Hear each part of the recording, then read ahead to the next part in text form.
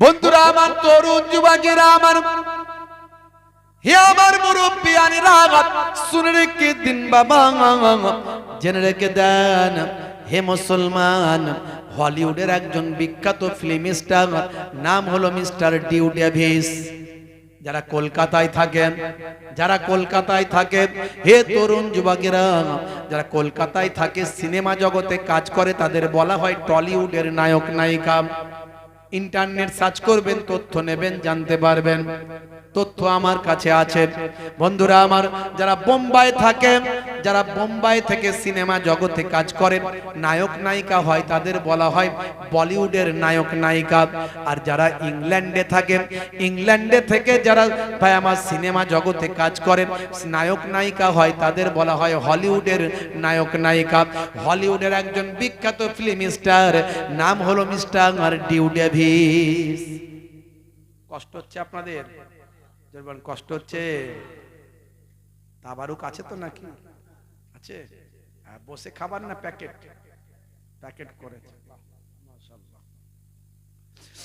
বন্ধুরা আমার, তরুণ যুবকেরা আমার, হে আমার মুরব্বিয়ানেরা, হে জওয়ান যুবকেরা, শুনে রেখে দিন বাবা।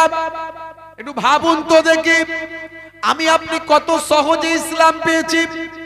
ছোট্টবেলায় বাচ্চাগুলো এখানে বসে বসে ওয়াজ শুনছে, জুম্মার দিনে মসজিদে যায়, কত সহজেরা আল্লাহর কথা শুনতে পারছে, নবীর কথা জানতে পারছে, নবীর মহাব্বতের কথা শুনতে পারছে, জানতে পারছে। কিন্তু মিস্টার ডিউ ডেভিস, তিনি হলেন হলিউডের বিখ্যাত একজন ফিল্ম স্টার। তিনি ছোট্ট থেকে কখনো আল্লাহর কথা শোনেননি, নবীর কথা কখনো জানেননি। শুধু তাই নয়, তিনি একজন ছোট্ট বয়স থেকে পিতামাতার সূত্রে একজন নাস্তিক ছিলেন। কোন রকম গড তিনি মানতেন না, কোন রকম প্রভু আছেন বলে তিনি বিশ্বাস করতেন না। ছোট্টবেলা থেকে তিনি শিশু শিল্পী হিসাবে হলিউডে তিনি কাজ করতেন, শিশু চরিত্রে অভিনয় করতেন বাবা। হে তরুণ যুবকেরা, কিন্তু ছোট্টবেলা থেকে তিনি একজন মেধা সম্পন্ন মানুষ ছিলেন, একজন বুদ্ধিমান বাচ্চা ছিলেন ছোট্টবেলা থেকে। হলিউডের সিস্টেম হলো, বাচ্চা যদি অভিনেত্রী অভিনেতার বাচ্চা যদি ছোট হয়, তাদের একটা অর্থ কেটে কেটে বাচ্চার জন্য রাখা হয়, পিএফ এর টাকার মতো জমিয়ে জমিয়ে রাখা হয়। ওই বাচ্চার যখন বয়স 18 বছর হয়, তখন তার অ্যাকাউন্টে টাকাটা জমা দেওয়া হয়। হে তরুণ যুবকেরা, হে আমার মুরব্বিয়ানেরা, এই যুবক অবস্থায় ভাই আমার সিনেমা জগতের আর্টিস্টের সন্তানেরা লক্ষ লক্ষ কোটি কোটি ডলারের মালিক হয়ে যায়। এর ফলে তাদের চরিত্র খারাপ হয়ে যায়, অন্যায় পদে তারা ধাবিত হয়ে যায়। কিন্তু ভাই আমার মিস্টার ডিউ ডেভিস ছোট্টবেলা থেকে একজন এমন মেধা সম্পন্ন বাচ্চা ছিল যে তিনি তার অত টাকার মালিক হলেন 18 বছর বয়সে।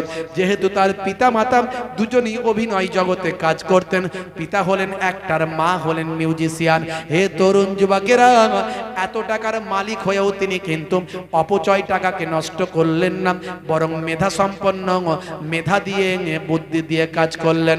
হে তরুণ যুবকেরা, অল্প দিনের মধ্যে সারা পৃথিবীতে তার নাম ছড়িয়ে গেল। মিস্টার ডিউ ডেভিসের একজন হলিউডের বিখ্যাত ফিল্ম স্টার। হে তরুণ যুবকেরা, হে আমার বন্ধুরা, সেই হলিউডের ফিল্ম স্টার ডিউ ডেভিস, তার বন্ধু কেউ আছে ইহুদি, কেউ আছে খ্রিস্টান, কেউ আছে মুসলমান, কেউ আছে অন্য সম্প্রদায়ের। তারা যখন জানতে পারলাম মিস্টার ডিউ ডেভিস তিনি কখনো কোনো ধর্মকে মানেন না, কোনো খোদা প্রভু স্রষ্টা গড তিনি মানেন না, তারা তখন বলতে লাগলো, হে মিস্টার ডিউ, তোমার কোনো না কোনো একটা খোদা প্রভু, কোনো না কোনো গডকে মানা উচিত, তোমার আস্তিক হওয়া উচিত, তোমার নাস্তিক হওয়া উচিত নয়। নাস্তিক হওয়া উচিত নয়। নাস্তিকতা মানুষ কেন মেনে চলে জানেন? আমরা যারা আল্লাহ আছে বলি, আমরা কি আল্লাহকে দেখেছি? জোরে বলেন, দেখেছি? আল্লাহকে দেখিনি কোনোদিন। তাহলে আল্লাহ আছে কি করে বুঝলাম? না, হুজুররা বলে, তাই নাকি? হুজুররা বললে আপনাকে মানতে হবে, সবাই মানবে? তাহলে আল্লাহ আছে কি নাই আমরা কি করে বুঝবো? একটু বলুন তো দেখি। হ্যাঁ হু দেন না, আমার উপর রাগ করছেন? রোগা পাতলা মানুষ কি যে বলে, হুজুর ওয়াজ করছেন, ওয়াজ করুন, জিজ্ঞাসা কেন করছেন? আছে না? না, হুজুর জিজ্ঞাসা কিছু করবেন না, খালি ওয়াজ করার মালিক ওয়াজ করে দিয়ে বেরিয়ে যাবে। একটু হ্যাঁ হু দিলে ভালো লাগবে। বলেন আল্লাহ যে আছেন তার প্রমাণ কি? কিছু প্রমাণ দিতে পারবেন? বলে হুজুর আকাশ এ তো মানুষ তৈরি করেনি, আল্লাহই করেছে। জমিন, সূর্য, চাঁদ, সমুদ্র এ তো মানুষ তৈরি করেনি, আল্লাহই করেছে। আচ্ছা মেনে নিলাম যে এগুলো আল্লাহ তৈরি করেছে। রাজার আগে রাজা, নেতার আগে নেতা, জমিদারের আগে জমিদার, হ্যাঁ, দারোগার আগে দারোগা, মন্ত্রীর আগে মন্ত্রী, মুখ্যমন্ত্রীর আগের মুখ্যমন্ত্রী, প্রধানমন্ত্রীর আগে প্রধানমন্ত্রী, রাষ্ট্রপতির আগে রাষ্ট্রপতি। তা আল্লাহ যে করেছে সবকিছু, আল্লাহকে কে সৃষ্টি করেছে বলো? কোন উত্তর আছে আপনার কাছে? নাস্তিকরা বলে তোমরা যে আল্লাহ আল্লাহ করো, ভালো করে উত্তরটা শুনে রাখুন। তোমরা যে আল্লাহ আল্লাহ করো, আচ্ছা বলো তো দেখি সবকিছু আল্লাহ সৃষ্টি করেছে, আল্লাহকে কে সৃষ্টি করেছে? এই প্রশ্নটা যখন করে দেয় তখন আর কোনো উত্তর থাকে না। হে তরুণ যুবকেরা, যদি এই প্রশ্নটা বৃথা প্রশ্ন, এই প্রশ্নের কোনো ব্যাখ্যা হয় না, মানে হয় না, তবে নাস্তিক যখন করেছে তাকে তো আপনাকে একটা উত্তর দিতে হবে। কি উত্তর আপনি দেবেন? আপনি সে যেমন প্রশ্ন করেছে আপনি তাকে তেমন উত্তর দেবেন। আপনি বলবেন ভাই নাস্তিক ভাই, আপনার প্রশ্নের আমি উত্তর দিয়ে দেব, কিন্তু তার আগে আপনার কাছে একটা প্রশ্ন জানতে চাই। সে বলবে কি প্রশ্ন জানতে চান? তখন আপনি বলবেন ভাই নাস্তিক ভাই, আচ্ছা বলুন তো দেখি, আপনি 1 থেকে গণনা শুরু করুন। যখন গণনা থামাতে বলবো তখন থামাবেন, তার আগে গণনা থামাবেন না। নাস্তিক তখন গণনা শুরু করবে 1 2 3 4 5 6 7 8 9 10। আপনি বলবেন স্টপ। ও নাস্তিক ভাই, এই যে তোমাকে স্টপ বললাম, তুমি স্টপ হয়ে গেলে, আবার যখন স্টপ বলবো তখন স্টপ হবে। এবার নাস্তিক ভাই তুমি ব্যাকে গণনা করো, পেছন দিকে গণনা শুরু করে দাও। তখন নাস্তিক ভাই গণনা শুরু করবে, কি বলবে? 10 9 8 7 6 5 4 3 2 1। আপনি স্টপ করতে বলেননি, সে স্টপ করে দেবে। আপনি বলবেন না না, আমি তো স্টপ করতে বলিনি, গণনা চালিয়ে যাও। আবার সে প্রথম থেকে শুরু করবে, 10 9 8 7 6 5 4 3 2 1। হে তরুণ যুবকেরা, আবার সে স্টপ করে দেবে। আপনি বলবেন স্টপ তো করতে বলিনি, গণনা কেন বন্ধ করছ?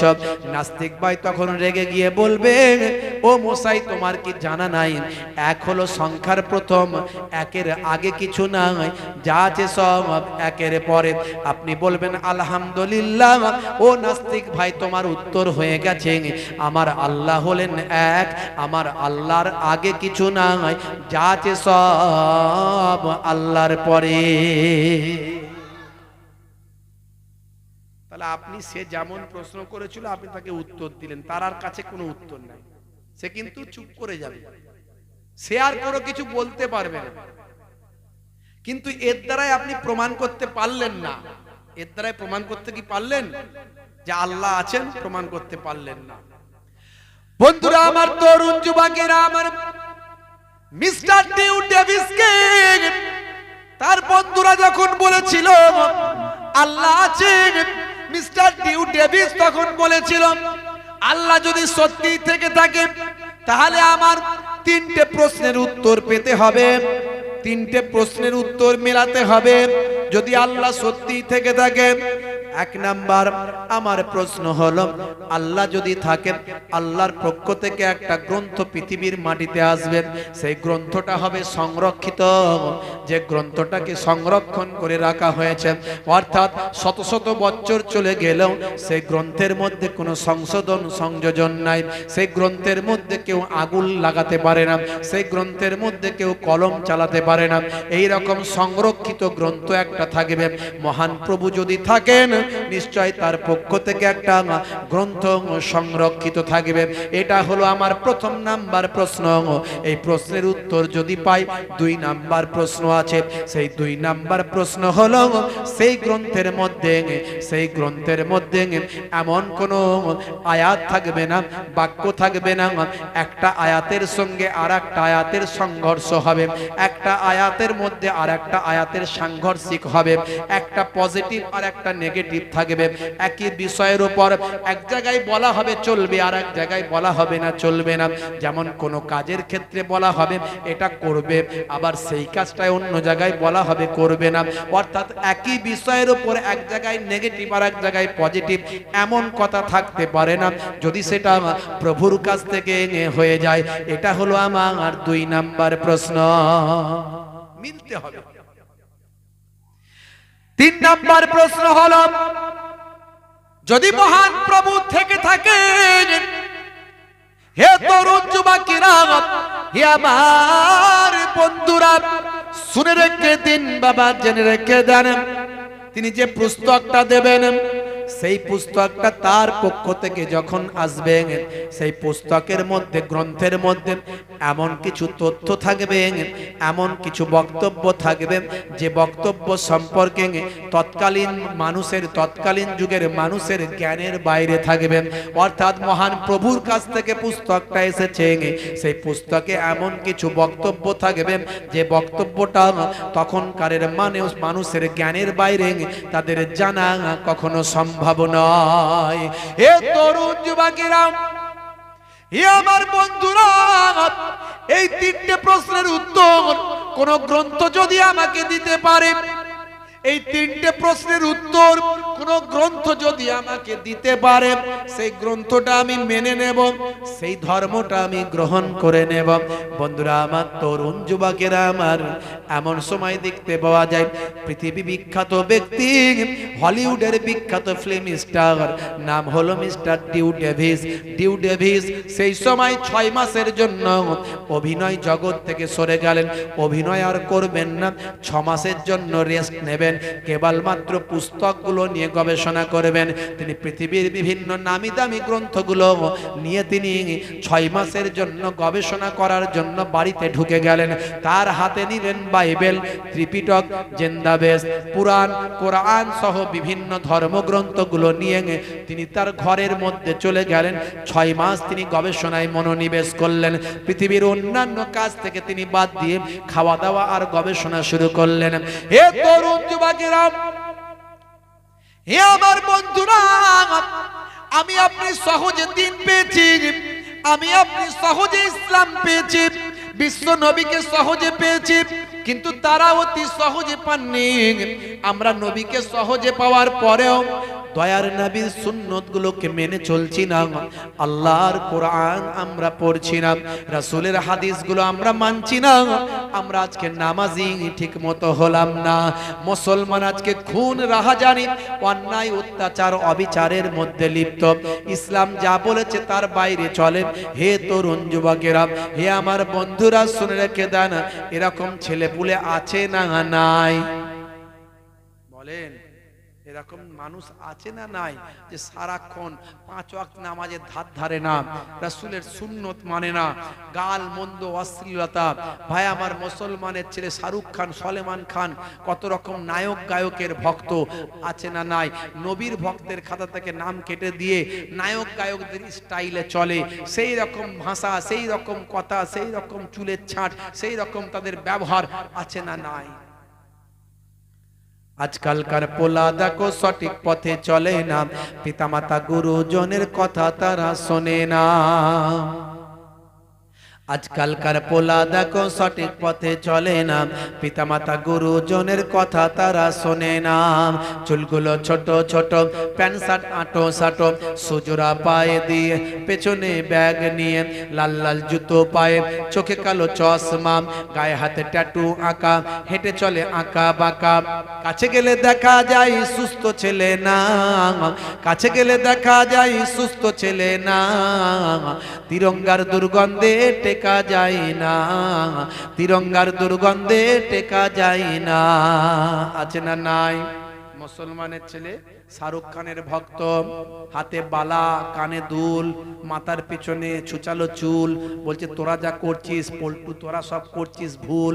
আছে না নাই? ভাই আমার, গলায় সোনার চেন, হাতের উপর আংটি, তারপরে মোটা আংটি, 4 আনা জায়েজ, 4 আনার বেশি জায়েজ নয়, হাতে বালা, পায়ে কালো কার, বলছে তোরা দেখছিস কতবার। ওর সর্বনাশ। হে তরুণ যুবকেরা, হে আমার বন্ধুরা, আমার আপনার ঘরের ছেলে আজকে নায়ক গায়কের ভক্ত হয়, আর হলিউডের টপ নায়ক, হলিউডের টপ নায়ক সে কি করছে দেখুন, সে সব কটা কিতাবকে নিয়ে বাড়ির মধ্যে ঢুকে যায়, বাড়ির মধ্যে ঢুকে 6 মাসের জন্য গবেষণা করে। 6 মাস পরে যখন বাড়ি থেকে বের হয়, বুকেতে কোরআন মাজিদটা চেপে ধরে বলেন, এখন আমি একজন বিশ্বনবীর শিষ্য ছাড়া আর কিছু নয়, এখন আমি একজন ইমানদার আল্লাহওয়ালা ছাড়া আর কিছু নয়। লোকে তাকে জিজ্ঞাসা করে, হে হলিউডের বিখ্যাত ফিল্ম স্টার, হে মিস্টার ডিউ ডেভিস, কেন আপনি এমন করলেন? বলে, আমার বন্ধুরা বলেছিল যে আল্লাহ আছে, গড আছে, প্রভু আছেন। আমি বলেছিলাম না নাই, যদি থাকে আমার 3টে প্রশ্নের উত্তর যে পুস্তক দিতে পারবে, যে গ্রন্থ দিতে পারবে, সেই গ্রন্থের ধর্ম আমি মেনে নেব। আমি দীর্ঘদিন ধরে গবেষণা করে দেখলাম কোরআন মাজিদ আমার 3টে প্রশ্নের উত্তর দিয়েছে, তাই কোরআন বুকে আমি নিয়ে নিয়েছি, আর কোরআন যিনি পাঠিয়েছেন সে আল্লাহর উপরে ঈমান এনেছি, আর কোরআন মাজিদ যার উপরে অবতীর্ণ হয়েছে সেই মহান নবীর আমি শিষ্য হয়েছি। বন্ধুরা আমার, 3টে প্রশ্নের উত্তর কিভাবে পেলেন? হে মিস্টার ডিউ ডেভিস, আপনি কেমন করে 3টে প্রশ্নের উত্তর পেলেন? সেই সময় মিস্টার ডিউ ডেভিস অশ্রুসিক্ত নয়নে বলেছিলেন, হে দুনিয়ার মানুষ শুনে রেখে দাও, আমি বলেছিলাম যদি মহান প্রভু থেকে থাকেন তার পক্ষ থেকে একটা গ্রন্থ আসবে, আর গ্রন্থটা নিশ্চয়ই সংরক্ষিত হবে। পৃথিবীর মানুষের জন্য গ্রন্থটা, নির্দেশনামাটা, পৃথিবীর মানুষের জন্য জীবনযাপন করার বিধানটা সেখানে লেখা থাকবে। কোম্পানি যখন কোনো প্রোডাক্ট মার্কেটে লঞ্চ করে, সঙ্গে একটা পুস্তিকা দেয়। পৃথিবীর মানুষ পৃথিবীতে এসেছে, মানুষ নামক প্রোডাক্টটা পৃথিবীতে আসছে, আর মানুষের স্রষ্টা আল্লাহ নিশ্চয়ই প্রোডাক্ট তো নিশ্চয়ই কেমন ভাবে ব্যবহার হবে একটা পুস্তিকা দেবেন। সেই পুস্তিকাটা যখন আসবে, আমার 1 নাম্বার প্রশ্ন ছিল পুস্তিকাটা সংরক্ষিত হবে। আমি দীর্ঘদিন ধরে গবেষণা করে দেখলাম এই পুস্তিকাটা 1450 বছর ধরে সংরক্ষিত অবস্থায় আছে। এই পুস্তিকার একটা লাইন, একটা অক্ষর, এমনকি একটা বর্ণ, এমনকি একটা হরফ, এমনকি একটা জের পর্যন্ত পৃথিবীর কোনো মানুষ পরিবর্তন করতে পারে না। আর এই পুস্তিকাটা এমন ভাবে সংরক্ষিত আছে, কোটি কোটি পৃথিবীর বুকে কোটি কোটি হাফেজের বুকেতে সংরক্ষিত আছে। জোরে হবে না? পৃথিবীর বুকে যদি সমস্ত কোরআন মাজিদ গুলো নিয়ে জ্বালিয়ে দেওয়া হয়, কোরআন মাজিদ কি সব ধ্বংস হয়ে যাবে? জোরে বলেন হবে। সব কটা কোরআন মাজিদকে ভারতবর্ষ থেকে নিয়ে যদি গঙ্গা নদীতে ফেলে দেওয়া হয়, পৃথিবীর বুক থেকে, ভারতবর্ষের বুক থেকে কোরআন মাজিদ বিলুপ্ত হয়ে যাবে? না, না, হবে না।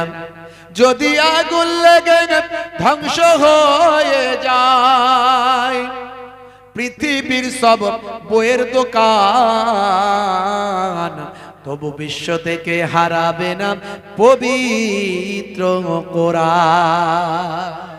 জোরে হবে না? জোরে হবে না? করবে কেমন করে কোরআন ধ্বংস? আগুনের তেজ করবে কেমন করে কোরআন ধ্বংস? আগুনের তেজ আছে বিশ্বে ভরা অগণিত কোরআনে হাফেজ। তারা ছাপি আসমানি গ্রন্থ, তারা ছাপি আসমানি গ্রন্থ, বাঁচাবে ইসলামের সম্মান, তবু বিশ্ব থেকে হারাবে না পবিত্র কোরআন। হে তরুণ যুবকেরা, হে আমার বন্ধুরা, হে আমার মুরব্বিয়ানেরা, শুনে রেখে দিন বাবা। মিস্টার ডিউ ডেভিস বলেন, আমার 1 নাম্বার প্রশ্নের উত্তর পেলাম। কোরআন মাজিদ সংরক্ষিত 1450 বছর ধরে সংরক্ষিত, একটা অক্ষর, একটা লাইন, একটা বর্ণ, একটা জাবার জের পর্যন্ত পরিবর্তন করার হিম্মত কোন পৃথিবীর মানুষের হয়নি। কেউ কেউ শত্রুতা করে বিদ্বেষ করে পরিবর্তন করতে চেয়েছিল কিন্তু পারেনি। যারা পরিবর্তন করতে চেয়েছে তারা নিজেই পরিবর্তন হয়েছে, ধ্বংস হয়েছে। আল্লাহর কোরআন পরিবর্তন হয়নি। শুধু তাই নয়, পৃথিবীর কোটি কোটি হাফেজে কোরআন তাদের বুকেতে আল্লাহর কোরআন সংরক্ষিত। এটা হলো আমার 1 নাম্বার সূত্র, মিলে গেল। 1 নাম্বার প্রশ্নের জবাব হলো। 2 নাম্বার প্রশ্নে আমার কি ছিল? 2 নাম্বার প্রশ্ন ছিল, হে দুনিয়ার মানুষ শুনে রেখে দাও, জেনে রেখে দাও, যদি সেই পুস্তকটা প্রভুর কাছ থেকে হয়, তাহলে সেই পুস্তকের মধ্যে একটা বিষয়ের উপর কোনো নেগেটিভ বা পজিটিভ কথা থাকবে না। যেটা থাকবে সেটা এক ধরনেরই থাকবে। কোনো বক্তব্যের সঙ্গে কোনো বক্তব্য সাংঘর্ষিক হবে না, কোনো বক্তব্যের সঙ্গে কোনো বক্তব্যের লড়াই হবে না। এক জায়গায় সেটা পজিটিভ হিসাবে বলা হয়েছে, আর এক জায়গায় সেটা নেগেটিভ হিসাবে বলা হলো না। মনে করুন উদাহরণস্বরূপ ভাই আমার, কোথাও বলা হলো মদ খাওয়া হারাম, কোথাও আবার মদ খাওয়া হালাল বলা হলো। এরকম কোন আয়াত কোনদিন বাপের কালে আপনারা শুনেছেন নাকি কোরআনে আছে? মদ খাওয়া হারাম বলা হয়েছে, কোথাও হালাল বলা হয়েছে? নামাজ পড়তে হবে বলা হয়েছে, নামাজ পড়তে নিষেধ কোথাও করা হয়েছে? তার মানে একটা বক্তব্যের সঙ্গে আর একটা বক্তব্যের লড়াই কোরআনে নাই। কোথাও পজিটিভ কোথাও নেগেটিভ এমন নাই। হে তরুণ যুবকেরা, মিস্টার ডিউ ডেভিস বলেন, আমার 2 নাম্বার প্রশ্নের উত্তরও পেয়েছি। এতদিন ধরে গবেষণা করে আমি কোথাও এমন কোনো কথা পেলাম না। কোরআন মাজিদে 82 জায়গায় নামাজের কথা বলা হয়েছে। ওয়াকিমুস সালাত, নামাজ কায়েম করো, নামাজ প্রতিষ্ঠা করো, তোমরা নামাজটা আদা করো, নামাজটা পড়ো। ওয়াকিমুস সালাত ওয়া আতুজ যাকাত ওয়া আরকাউ মা'আর রাকিন, তোমরা সালাতটা আদায় করো, যাকাতটা প্রদান করো, আর রুকুকারীদের সঙ্গে তোমরা রুকুটা করো। অর্থাৎ যেখানে থাকো না কেন, যেখানে যে মুহূর্তে থাকো না কেন, তোমরা মসজিদে গিয়ে জামাতে নামাজ পড়ো। জামাতে নামাজ পড়ার নির্দেশটা কার? জোরে বলেন কার? জামাতে নামাজ পড়ার নির্দেশটা কার? জোরে বলেন আল্লাহর। চাচাও ছুটছে, ছাগলও ছুটছে, চাচাও ছুটছে, ছাগলও ছুটছে। ছাগল ছুটে ছুটে মসজিদে, আসরের নামাজ পড়ে লোকগুলো বেরোচ্ছে। হঠাৎ মসজিদে ছাগল দেখে মুসল্লিরা বলছে, হাট হাট, ছি ছি ছি, ছাগল ঢুকে গেছে, ছাগল ঢুকে গেছে, ইস ইস, ছি ছি ছি। চাচা আমার মসজিদে না ঢুকে মসজিদের সিঁড়িতে দাঁড়িয়ে দাঁড়িয়ে বলছে, হ্যাগা তোমাদের কোনো বুদ্ধি শুদ্ধি আছে? বলছে কেন? বলছে একটা অবেলা জানোয়ার ছাগল না হলে মসজিদে ঢুকেছে, ওটা হ্যাট হুট ছি ছা এসব করার কি আছে? ভদ্রভাবে তাড়াতে পারো না? ওর কি বুদ্ধি আছে? ও বুদ্ধি থাকলে কি মসজিদে ঢুকতো? আমাকে কোনোদিন ঢুকতে দেখেছো? চাচার অনেক বুদ্ধি ঢোকেনি, আছে না নাই? এমন অনেক লোক আছে না নাই? হে যুবকেরা, 7 বছর বয়স থেকেই নামাজ পড়তে হবে। 10 বছরে পড়া না পারলে সন্তানকে যেমন শাসন করেন তেমন শাসন করবেন। কানটা মুলে দেবেন, দিয়ে মসজিদে নিয়ে যাবেন। 1 ঘন্টা যদি নামাজে দেওয়া হয়, 12 মিনিট করে সময় লাগে 5 ওয়াক্তের নামাজ পড়তে। 1 ঘন্টা যদি নামাজে দেওয়া হয়, আমার আল্লাহ আপনার 23 ঘন্টা সাকসেসফুল করে দেবেন। আপনি চাকরি করছেন, কাজ করছেন, ব্যবসা করছেন, যাই করেন না কেন, শস্য শ্যামলা ফলমূল যা কিছু করছেন আপনি, ভাই আমার ব্যবসা বাণিজ্য করছেন, আপনি ফসল ফলা দিয়ে আপনি ফলাচ্ছেন, যা কিছু করেন না কেন, হে তরুণ যুবকেরা, সবকিছু ভাই আমার সাকসেসফুল করার, আপনার নিয়তটাকে পূরণ করার, আপনাকে সাকসেস করার মালিকটাকে জোরে বলেন কে? আল্লাহ। সে আল্লাহর হুকুম হলো নামাজ, নামাজ ছাড়বেন না। অন্ধ বলেছিল, হুজুর আমি তো অন্ধ মানুষ, আমার জন্য কি জামাতে নামাজ ছাড় আছে? আমি কি বাড়িতে নামাজ পড়তে পারি? আল্লাহর নবী বললেন, হে অন্ধ, তুমি আজান শুনতে পাও? বলে হাম। অন্যান্য কাজগুলো করতে পারো আস্তে আস্তে? বলে হাম। তুমি যেমন অন্যান্য কাজগুলো আস্তে আস্তে করতে পারো, আজান যেমন শুনতে পারো, আজানটা যখন শুনতে পাবে আস্তে আস্তে টুকটুক করে মসজিদে গিয়ে নামাজটা আদা করবে। নামাজের ক্ষেত্রে জামাতে নামাজে ছাড় নাই। মুসলমানের ছেলে নামাজে যায় না, মসজিদে আছে না নাই? ইস, নামাজ ছেড়ে দেবেন না। নামাজের ওয়াক্তটা হবে যখনই মসজিদে চলে যাও তুমি তখনই। জোরে হবে না? নামাজের ওয়াক্তটা হবে যখনই মসজিদে চলে যাও তুমি তখনই। ছাড়ো এবার, ছাড়ো ছাড়ো এবার, ছাড়ো এবার, ছাড়ো এই কাজ তোমারই। নামাজের ওয়াক্তটা হবে যখনই মসজিদে চলে যাও তুমি তখনই। তোমার আমার বাঁচার তরে, তোমার বাঁচা আর তোমার মরণ লেখেন মোর প্রভু আমারি। নামাজের ওয়াক্তটা হবে যখনই মসজিদে চলে যাও তুমি তখনই। জোরে হবে না? ফজরের সময় ঘুমিয়ে থাকি, জোহরে কি দেব কাজে ফাঁকি। ফজরের সময় ঘুমিয়ে থাকি, জোহরে কি দেব কাজে ফাঁকি। রাখো এসব, রাখো রাখো এসব, রাখো এসব, রাখো কথা তোমারই। আসর আর মাগরিব হেলা করি, আসর আর মাগরিব হেলা করি, দোকানার আড্ডায় সময়টা দিন। মরলে তোমাকে যেতে হবে মাটির নিচে ঘর তোমারই। নামাজের ওয়াক্তটা হবে যখনই মসজিদে চলে যাও তুমি তখনই। জোরে হবে না? জোরে হবে না? এসার সময় ঘুমিয়ে পড়ি, শরীরটা ক্লান্ত মেলিয়ে দি। হুজুর সারাদিন খাটাখাটনি করা শরীর, কি করব বলুন? সন্ধ্যাবেলা ভোগ লেগে যায়, খেয়ে নি আর ঘুমিয়ে পড়ি। আল্লাহর দরবারে এসব যুক্তি চলবে? চলবে? চলবে না। এসার সময় ঘুমিয়ে পড়ি, শরীরটা ক্লান্ত মেলিয়ে দিন। না না এসব বলো না, এসব বলো না, এসব বলো না বান্দা তুমি।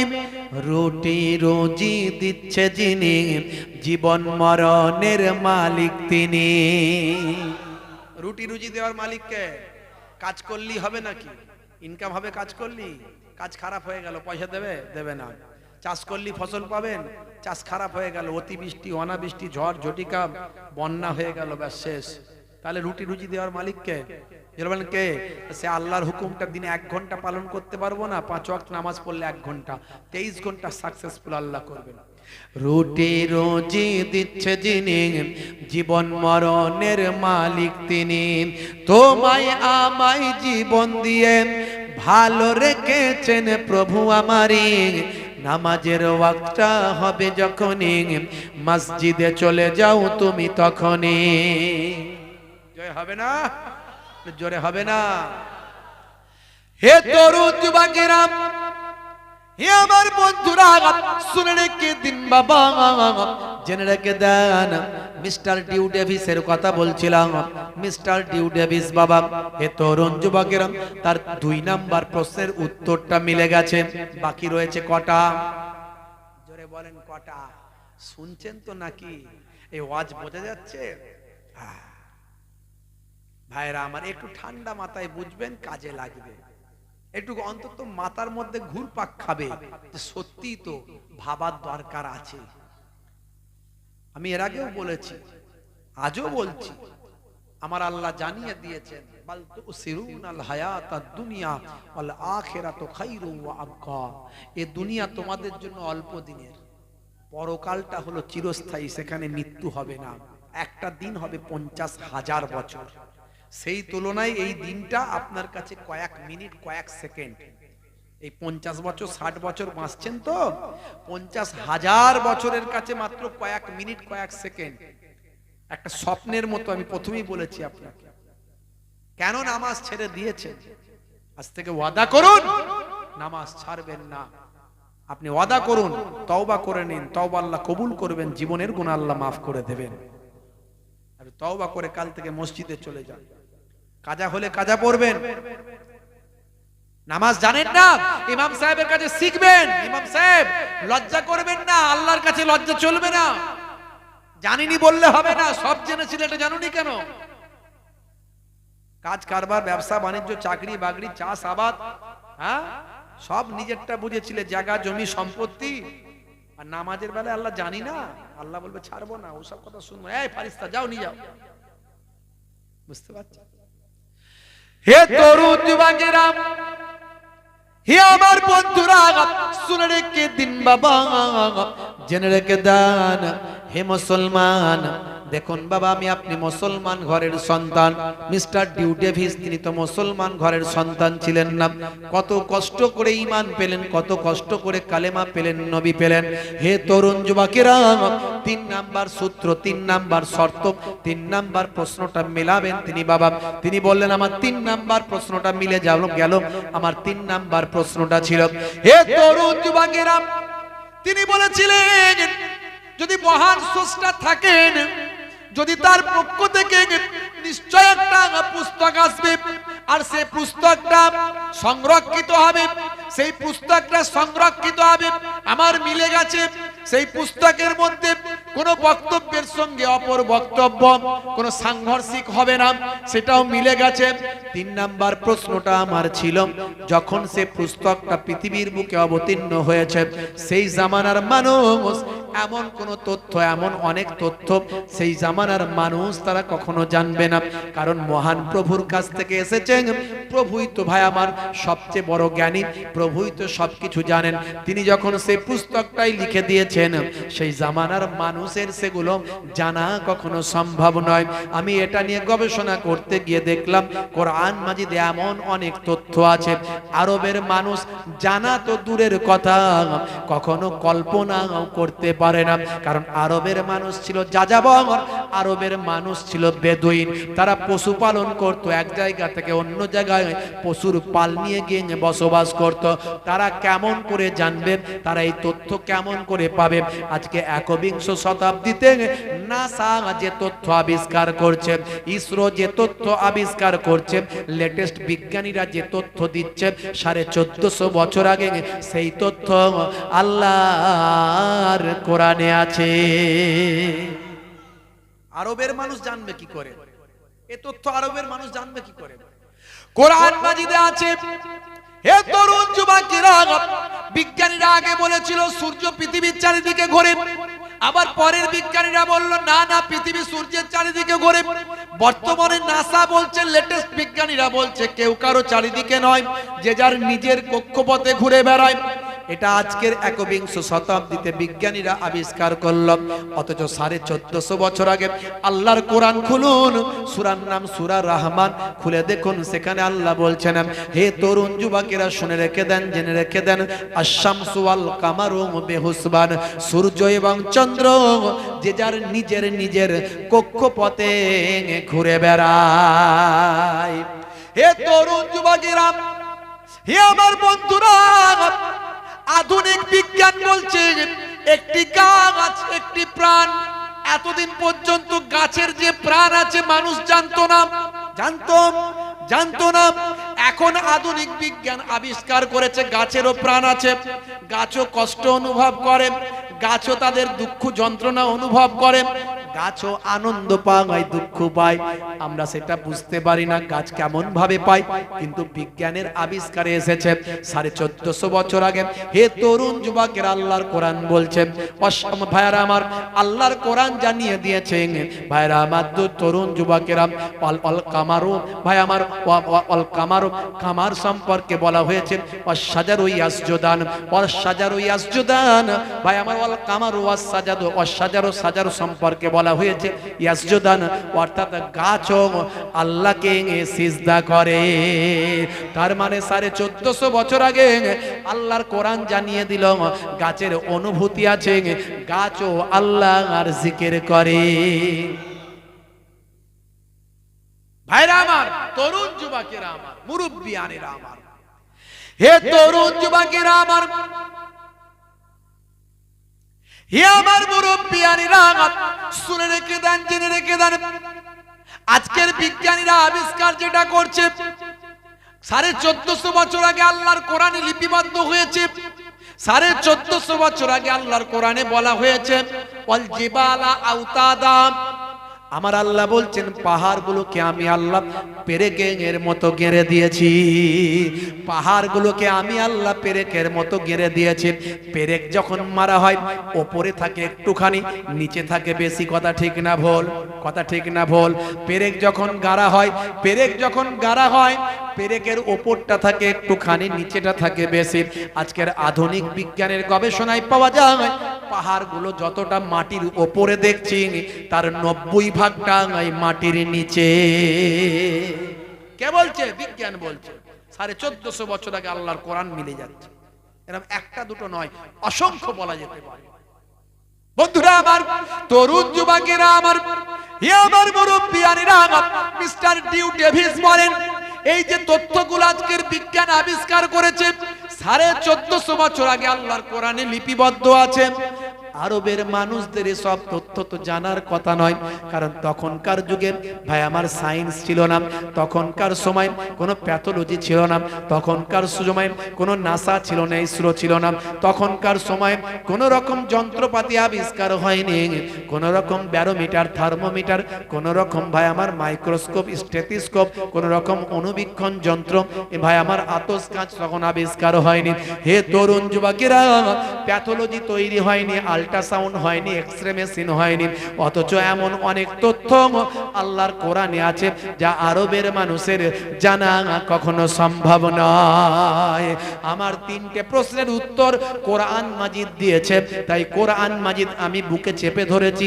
আর কোরআন যিনি সৃষ্টি করেছেন আল্লাহকে মেনেছি, আর দয়ার নবীর উপর ঈমানটা এনেছি। জোরে হবে না?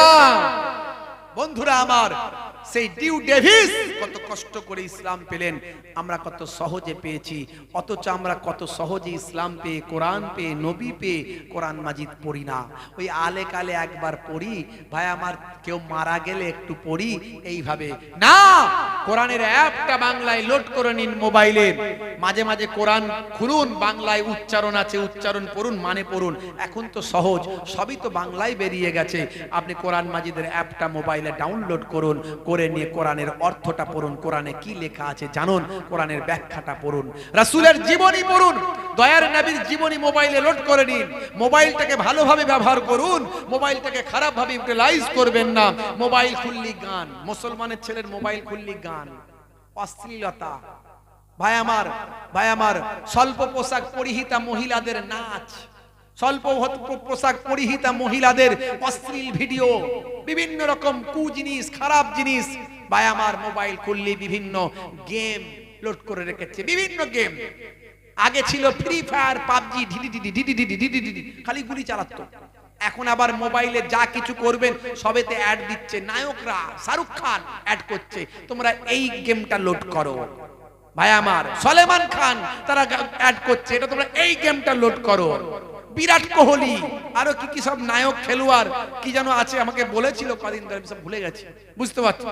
এই যে কি রামি নাকি রামি কি গো বলো না, কি সব এই সব লোড করো। সারাক্ষণ ছেলে পুলে এই সব টাস লোড করছে, এই সব লোড করছে, এই সব খেলছে, খেলে খেলে জীবন শেষ, বরবাদ করে ফেললো। যত ইন্টারনেট, যত পয়সা সব মোবাইলে ঢুকিয়ে দিল। যা কাজ করে কিছু ইনকাম করছে, মোবাইলে শেষ, নেট ভরতে গিয়ে শেষ, লাইফ শেষ, জীবন শেষ। নামাজ পড়ে না, রোজা রাখে না, ইসলাম মানে না, কোরআন মানে না, রাসূলের সুন্নত মানে না, ভালো সুন্দর জিনিসটা ইসলাম আপনাকে দিয়েছিল সেটা জানলো না, অশ্লীল ভাবে জীবন যাপন করে নেশাগ্রস্ত হয়ে গেল। নেশা, ভাই আমার তাস, জুয়া, ভাই আমার হারাম কাজ, হারাম খাদ্য। এই যে মোবাইলে নাকি ভাই আমার টিম তৈরি করছে, গেমে বলছে টিম তৈরি করছে, টিম তৈরি করো, কোটি কোটি টাকা যেত। এই টাকা দিয়ে জিততে গিয়ে টাকা সব শেষ, ফকির হয়ে যাচ্ছে, যা ইনকাম করছে সব ফিনিশ। আছে না নাই? বন্ধুরা আমার, এই মোবাইলটাকে খারাপ ভাবে ইউটিলাইজ করবেন না, মোবাইলটাকে ভালোভাবে ইউটিলাইজ করুন। আমি এই জন্য বলি মোবাইলটা হলো মিনি দাজ্জাল। মোবাইলটা হলো মিনি দাজ্জাল। দাজ্জাল আসবে, ঈমান পরীক্ষা করবে, আপনারা জানেন। কিন্তু তার আগে ছোট দাজ্জাল এসে গেছে মুসলমানের ঈমান পরীক্ষা করার জন্য। এই মোবাইলে এমন কোন অন্যায় কাজ নাই যে ছেলেরা করে না। এই মোবাইলটা যদি খারাপ ভাবে ইউটিলাইজ করেন, ভাবুন তো আপনি, আপনার মোবাইলটা রয়ে গেল, আপনি মরে গেলেন, আপনি মারা গেলেন, আপনার মোবাইলটা রয়ে গেল, আপনার মোবাইলটা আপনার ছোট ভাই খুলে দেখবে কি আছে, আপনার মোবাইলটা আপনার বাপ খুলে দেখবে কি আছে। মোবাইলে যদি অশ্লীলতা থাকে, আপনার সম্মানটা কোথায় যাবে ভাবুন আপনি। এই মোবাইলটাকে ভালো কাজে ব্যবহার করুন। মোবাইলে কোরআন মাজিদ ডাউনলোড করুন, মোবাইলে নবীর জীবনী ডাউনলোড করুন, মোবাইলে ওলি আউলিয়াদের জীবনী ডাউনলোড করুন, মোবাইলে নামাজ শিক্ষা ডাউনলোড করুন। মাঝে মাঝে সময় পেলে পড়ুন, বিভিন্ন নিউজ, বিভিন্ন তথ্য, বিভিন্ন খবর, সেগুলো জানুন। জীবনটা ধন্য হবে, একজন সুনাগরিক হতে পারবেন, ভালো মানুষ হতে পারবেন, দেশের দশের উপকার করতে পারবেন। আল্লাহ রাব্বুল আলামিন আমাদের প্রত্যেককে নামাজি বানান, জোরে বলুন আল্লাহুম্মা আমিন। আমাদের প্রত্যেককে রোজাদার, আল্লাহ ওয়ালা, নবীর সুন্নত ওয়ালা বানান। মনে রাখবেন, যেমন নামাজ হলো সবচেয়ে বড় ইবাদত, তেমন দাড়ি হলো সবচেয়ে বড় সুন্নাত। দাড়িটা অল্প হলেও রাখুন। নায়ক, গায়ক, খেলোয়াড়, প্লেয়ার, বিরাট কোহলি, হরভজন সিং, বড় বড় নেতা মন্ত্রী, তারা সব দাড়ি রেখেছে। আপনার দাড়িটা আর কিসের লজ্জা লাগে? হ্যাঁ, কিসের লজ্জা লাগে? আজ মারা গেলে কাল 2 দিন হয়ে যাবে, 3 দিন পরে কেউ খবর রাখবে না। আমি বলছি না আমার মতো বড় দাড়ি রাখুন, ছোট হলেও দাড়িটা রাখুন। দাড়ি তো মুখের সৌন্দর্য, নায়ক, গায়ক, খেলোয়াড়, প্লেয়াররা রেখেছে, কিন্তু আপনি তাদের অনুসরণ করে নয়, নবীর অনুসরণ করে। নবীর সুন্নত 1 লক্ষ বা 2 লক্ষ 24,000 পয়গম্বরের সুন্নত মনে করে রাখুন। ছোট হোক দাড়িটা, আজ ছোট আছে কাল বড় হয়ে যাবে, তবু রাখুন। আজ থেকেই রাখা শুরু করুন যে আমি দাড়িতে আর খুর চালাবো না, ব্লেড চালাবো না। দাড়িটা ছোট হলেও রাখুন, বড় হলেও রাখুন। আজ মারা গেলে কাল 2 দিন হয়ে যাবে। কবরে দেওয়ার পরে মুনকার নাকির ফেরেশতা যখন গিয়ে বলবে মান রব্বুকা, দেখতে পাবে মুখে দাড়ির দেখা। যদি হয় নবীর সুন্নত বলে রাখা, ওই দাড়িটা হবে নাজাতের জারিয়া। জোরে হবে না? ভাইরা আমার, নামাজটা পড়ুন, রাসূলের সুন্নতটা মানুন, ভালো মানুষ হয়ে যান। একটু সবর করুন। বললাম না, সবর, ধৈর্য। ধৈর্য ধারণ করলে আল্লাহ তাদের জন্য সুসংবাদ দিয়েছেন, দুনিয়াতেও শান্তি পাবেন, আখেরাতে মুক্তি, আল্লাহর জান্নাত পেয়ে যাবেন। ধৈর্য ধারণ করুন। সামান্য বিষয়ে চিৎকার, চেঁচামেচি, মারপিট, দাঙ্গা হাঙ্গামা করবেন না। এই যে সামনে ভোট, আপনাদের ভোট হয়ে গেছে নাকি? হয়নি? হ্যাঁ, সামনে লোকসভা ভোট, মারাত্মক ভোট। এটা হলো প্রধানমন্ত্রী নির্বাচনের ভোট, বুঝতে পারছেন? এই ভোট যদি সংখ্যাগরিষ্ঠ সরকার তৈরি হয়, সেই সরকার যা খুশি করতে পারে, এমনকি সংবিধানও পাল্টে দিতে পারে, সংবিধানেও সংশোধন করতে পারে, বুঝতে পারছেন ভাইরা আমার? এমনি তো মাঝে মাঝে শুনছি ইউনিফর্ম সিভিল কোড, নাম শুনছেন তো? মুসলিম পার্সোনাল ল, নাম শুনছেন তো? ভাইরা আমার, মাঝে মাঝে আমরা শুনছি, বন্ধুরা আমার, তরুণ যুবকেরা আমার, মাঝে মাঝে আমরা শুনছি ওয়ান নেশন ওয়ান ভোট। তাহলে যদি সংবিধান পরিবর্তন হয়ে যায় কি হবে? আপনার আমার অধিকার থাকবে তো? অধিকার থাকবে তো? তাই ভোটটাকে নষ্ট করবেন না, এমন জায়গায় দেবেন যেন সাম্প্রদায়িক শক্তি কখনো ক্ষমতায় না আসতে পারে। যদি আসে, বিপদ হতে পারে। এমনি তো বিপদের মধ্যে আমরা আছি, আরো ভয়ঙ্কর বিপদ হতে পারে, আরো ভয়ঙ্কর বিপদ হতে পারে। বন্ধুরা আমার, তরুণ যুবকেরা আমার, মুরব্বিয়ানিরা আমার, তাই আর মাথায় রাখবেন, পাড়ায় পাড়ায় যে যা পার্টি করছেন করতে পারেন, কিন্তু অশান্তি করবেন না, মারপিট করবেন না। নেতারা ঠান্ডা ঘরে থাকে, এসিতে থাকে, আপনাকে দিয়ে মারামারি করায়, আপনি মারপিট করবেন, ইওকে বম মারবেন, ওকে বম মারবেন, মারছে মুসলমান, মরছে মুসলমান। থানায় গেলে মুসলমান, কোর্টে গেলে মুসলমান, জেলখানাতে মুসলমান, মারছে মুসলমান, মরছে মুসলমান। প্রত্যেকটা পার্টির সামনের দিকে আছে মুসলমান, লাল পার্টির সামনেও মুসলমান, নীল পার্টির সামনেও মুসলমান, সবুজ পার্টির সামনের মুসলমান, কালো পার্টির সামনে মুসলমান। আছে না নাই? বলছে দে ডান্ডা করে দেব ঠান্ডা। উনি বাপ রে বাপ, 35 কেজি ওজন, মিছিলের আগে তিরিং তিরিং করে লাপাচ্ছে। বলছে দে ডান্ডা করে দেব ঠান্ডা। আমি বলি গায়ে গোশ নাই গোবরে চর্বি, গায়ে গোশ নাই গোবরে চর্বি, ঠেলে দিলে উল্টে পড়ে যাবে। নাম রেখেছে হিম্মত আলী। হুড়ি সর্বনাশ, বুঝতে পারছো?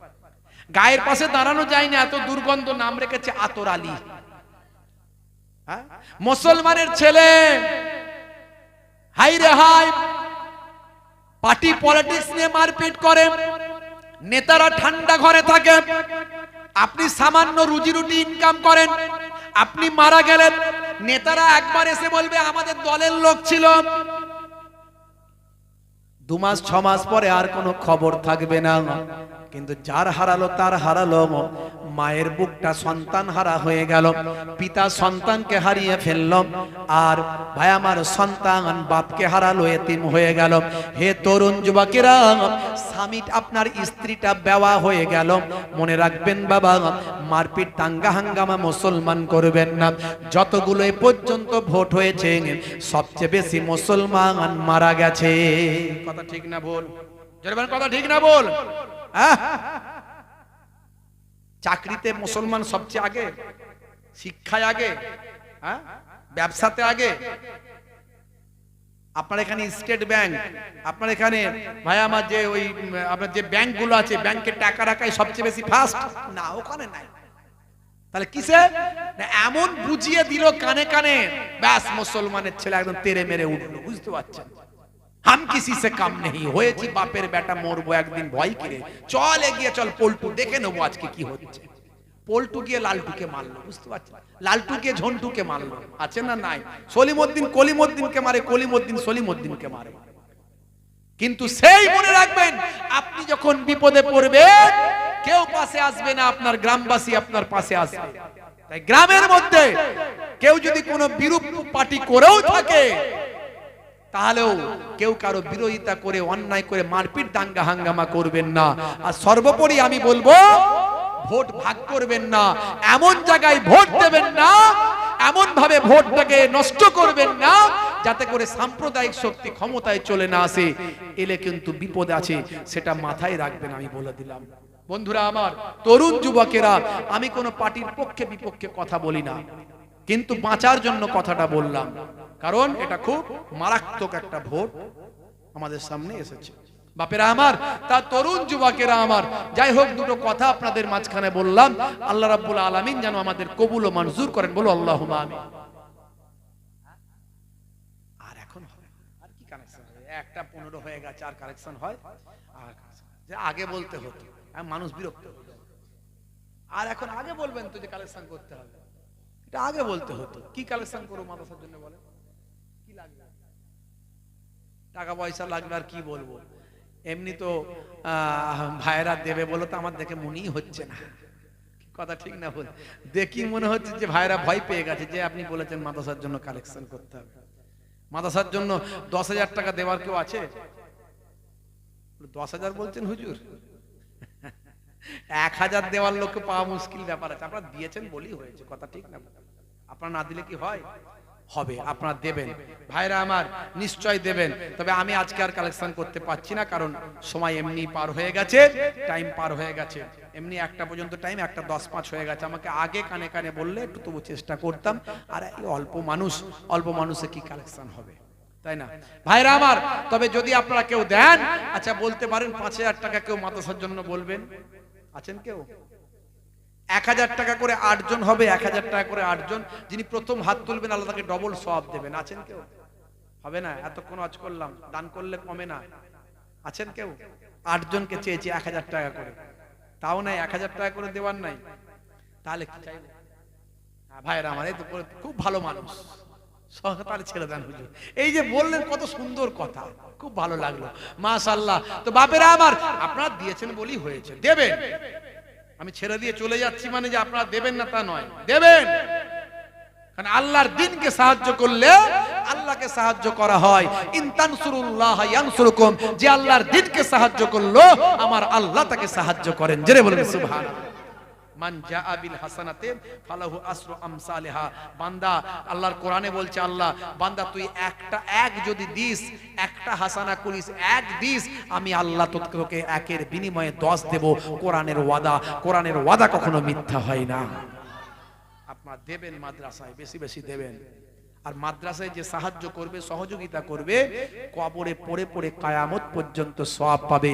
এটা হলো সাদকায়ে জারিয়া, আল্লাহর নবীর হাদিস কখনো মিথ্যা নয়। মাদ্রাসায় সহযোগিতা করলে, টাকা দিলে, পয়সা দিলে, মাদ্রাসায় খেটে দিলে, গায়ে গতরে খাটলে, মাদ্রাসাকে ভালোবাসলে, মাদ্রাসাকে মহব্বত করলে, মাদ্রাসায় সন্তানদেরকে পাঠাবেন। ভাই আমার, ওই সন্তানটা যদি পড়ে মানুষ হয়, বাম্মা কিয়ামত পর্যন্ত কবরে পড়ে পড়ে সওয়াব পাবে। জোরে হবে না? একে বলা হয় সাদকায়ে জারিয়া। বন্ধুরা আমার, মাথায় রাখবেন, মাদ্রাসার দিকে লক্ষ্য রাখবেন। প্রত্যেকে 3 বার সূরা ফাতিহা, আলহামদুলিল্লাহ শরীফ, 3 বার সূরা ইখলাস, কুল হুয়াল্লাহু শরীফ, 3